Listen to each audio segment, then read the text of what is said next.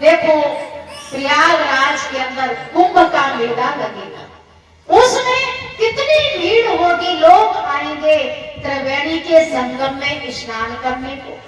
लेकिन जिस त्रिवेणी की बात कही संतों ने, उसका हमें मर्म पता नहीं। एक संगम तो बाहर हो रहा, जिसमें कहते हैं कि हर कोई जाता तो है, लेकिन जाओगे तभी उसमें गोता लगाओगे, फिर भी आपको वहां पर त्रिवेणी का संगम, जो कहते हैं कि त्रिवेणी का संगम हो रहा है, देखोगे तो दो धाराएं नजर आएंगी, लेकिन तीसरी धारा नजर नहीं आती। तो अगर आप किसी से पूछें तो आपको बताया जाएगा कि तीसरी जो धारा है वो गुप्त है, वो दिखाई देती नहीं। लेकिन जो दिखाई नहीं दे रही, उसको हम प्राप्त करने की कोशिश करते नहीं। जिसको देखो संत तुलसीदास जी ने रामायण में लिखा कि मुद मंगलमय संत समाजो, जो जग जंगम तीर्थ राजो, राम भक्ति जहाँ सुर सरिधारा, सरसई ब्रह्म विचार रचारा। तो वो कौन सी धारा है जिसकी बात संत तुलसीदास जी कर रहे हैं? और उस धारा को जीवन में अगर हमें जानना है, उस त्रिवेणी के संगम में गोता लगाना है, तो हमें समय के सद्गुरु के पास जाना पड़ेगा। तभी हमें पता चलेगा कि वो त्रिवेणी का संगम हमारे अंदर भी हो रहा है। लेकिन जब तक हमने सद्गुरु के सानिध्य में हम जाएंगे नहीं, तो हम अंदर वाले संगम में गोता लगाने का तरीका हमें पता चलेगा नहीं। क्योंकि एक संगम बाहर है, उसमें हर कोई जा सकता है, लेकिन जो हमारे अंदर त्रिवेणी का संगम है, उसमें हर कोई जा सकता, वही जा सकता है जिसने अपने जीवन के अंदर समय के सद्गुरु के सानिध्य में जाकर के उस आत्मज्ञान को प्राप्त किया। तो इसीलिए कहते हैं कि बड़े बड़े राजा महाराजा हुए, लेकिन उन्होंने भी जीवन के अंदर सद्गुरु संत का सानिध्य प्राप्त किया।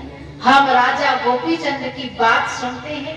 राजा गोपीचंद की जो माँ थी, माँ जब देख रही है कि मेरा पुत्र स्नान कर रहा है और उसका भी जन्मदिन था, और वो माँ पुत्र को समझाती थी कि बेटा ये मनुष्य चोला बड़े भाग्य से प्राप्त होता है। लेकिन उसकी माँ की आंख में जब आंसू आया कि ये मनुष्य का चोला पाया, सब कुछ प्राप्त किया, लेकिन आत्मज्ञान के बिना ये सब व्यर्थ है, बिना आत्मज्ञान के जीवन का उद्धार होने वाला नहीं। और मैनावती की आंख से जो आंसू गिरे राजा गोपीचंद के पीठ पर, तो देखो जब देखा तो माँ ऊपर झरोखे में खड़ी हुई थी, और गोपीचंद राजा जाकर के माँ से पूछते, माँ आपको क्या दुख है, क्या तकलीफ है जो आपके आंख से आंसू गिरे? माँ कहती है बेटा मुझे कोई तकलीफ नहीं। लेकिन राजा गोपीचंद कहने लगे, माँ अगर मेरी रानियों ने कुछ बोला है तो मैं उनकी जुबान कटवा दूं, अगर मेरे सैनिक दास दासी कोई भी अगर आप पर उंगली उठाया तो मैं उसका हाथ काट दूं, लेकिन बताओ आप क्यों दुखी हुए? आज मेरा जन्मदिन है। लेकिन माँ ज्ञानी थी और माँ कहने लगती, बेटा तुमसे भी सुंदर तुम्हारे पिता थे, लेकिन जब मैंने उनको कहा कि देखो ये राजकाज से कभी फुर्सत मिलने वाली नहीं, लेकिन थोड़ा समय अपने आप में कल्याण के लिए निकालो। लेकिन कहा कि बेटा तुम्हारे पिता हमेशा कहते थे कि आज तो मेरे राज्य में ये काम आ गया, चलो मैं कल संतों के समक्ष चलूंगा।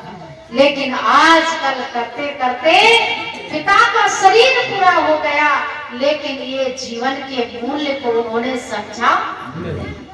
पर कहा कि वही गोपीचंद राजा, देखो माँ की शब्दों को सुन करके वो राज्य से निकल पड़ते हैं और उन्होंने अपने जीवन के अंदर उस आत्मज्ञान को प्राप्त किया। तो कहते हैं कि एक माँ जो है, माँ से अगर हमें बच्चे को अच्छी सीख मिलती है तो वो बच्चा महान बनता है।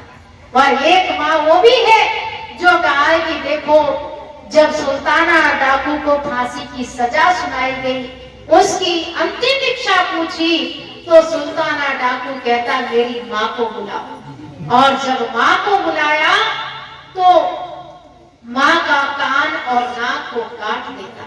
लोग कहते हैं कि कैसा व्यक्ति है, अपनी माँ को भी नहीं छोड़ा। लेकिन सुल्ताना डाकू कहता है इसमें मेरी कोई गलती नहीं, क्योंकि जब मैं छोटा सा था, जब स्कूल से पेंसिल लाता था, किसी की कॉपी चोरी करके लाता था, उस समय अगर मेरी माँ ने मुझे थप्पड़ मारा होता तो आज मैं इतना बड़ा डाकू नहीं बनता। ये माँ की देन है जो आज मेरी ये नौबत आ गई कि आज मुझे फांसी हो रही है। तो कहते हैं कि देखो, शिक्षा जो है माता पिता से ही शुरू होती है। अगर माता पिता के संस्कार अच्छे हैं तो बच्चे के अंदर भी वो संस्कार आएंगे। अगर आप सोचें कि पिता शराब की बोतल रोज खोलता है और बच्चा अच्छा बन जाए, ऐसा हो नहीं सकता। वो भी वही करेगा जो आप कर रहे हैं। और इसलिए कहते हैं कि एक्शन का रिएक्शन होता है, क्योंकि जो आप कर रहे हैं कल को आपके साथ आपका पुत्र भी करेगा। क्योंकि देखो, एक बहन जब कहने लगती कि देखो आपके जो पिताजी है ये खांसते रहते हैं और इनको तीर्थ में भेज दो। अब जो भाई था वो सोचने लगा, रे बात सही है, क्योंकि उसने बोल दिया अगर आप अपने पिताजी को नहीं भेज सकते तो मैं इस घर से चली जाऊंगी। अब देखो, वो भाई सोचता है पिताजी कितने दिन के हैं, रहना तो साथ में इसके है। इसलिए वो भाई ने क्या किया, पिताजी से कहा पिताजी अब आपकी उम्र जो है तीर्थ जाने की। पिताजी समझ गए कि जिस बच्चे के लिए मैंने सारा जीवन मेहनत करके क्या नहीं किया, लेकिन आज वो बच्चा मुझे घर से निकाल रहा। अब वो पिताजी कहते बेटा ठीक है, आप कह रहे तो मैं कल सुबह चला जाऊंगा, लेकिन ठंडी का समय है और मेरे को एक कंबल दे देना। अब देखो दूसरा दिन हुआ और जब वो बाबा के जो पिताजी जो बेटा था वो अपने बेटे से कहता है कि जाओ ऊपर जो कंबल है उसको लेके आना। और जब कंबल लेके आया और कहा लो पिताजी दे दो दादाजी को। अब जैसे उस कंबल को देखा तो वो कंबल आधा। अब कहने लगता है वो भाई अपने बेटे से ये कंबल को ये आधा कैसे हुआ। तो छोटा सा बच्चा कहता है कि पिताजी पापा मुझे नहीं, मैंने सोचा कि आप तो काम करते हैं, आप तो कमाते हैं, आपके पास पैसा है, लेकिन हो सकता है जब आपकी वृद्ध अवस्था आएगी और जैसे आप दादाजी को भेज रहे हो तो मैं भी आपको भेजूंगा और उस समय मेरे पास कंबल के लिए पैसा होगा या नहीं, इसलिए आधा कंबल वो आपके लिए रखा है। तो कहते हैं कि जो हम करते हैं वो बच्चे भी करने लग जाते हैं कि देखो मुझे भी आगे चल के यही करना। तब उसको समझ में आता है कि अरे बात तो सही है, आज मैं अपने पिताजी को भेज रहा हूँ तो कल मेरी भी नौबत आएगी। और इसीलिए देखो वो कंबल को वहीं फेंका और तब कहता है कि नहीं अब मैं पिताजी को भेजूंगा नहीं। तो इसीलिए कहते जीवन के अंदर देखो अच्छे कर्म करे ताकि हमसे दूसरा भी कोई सीख ले और अपने जीवन को महान बना ले। तो इसलिए संत कहते हैं कि बंदे ये जीवन मिला तो इस जीवन के अंदर उस आत्मज्ञान को प्राप्त कर ली। जो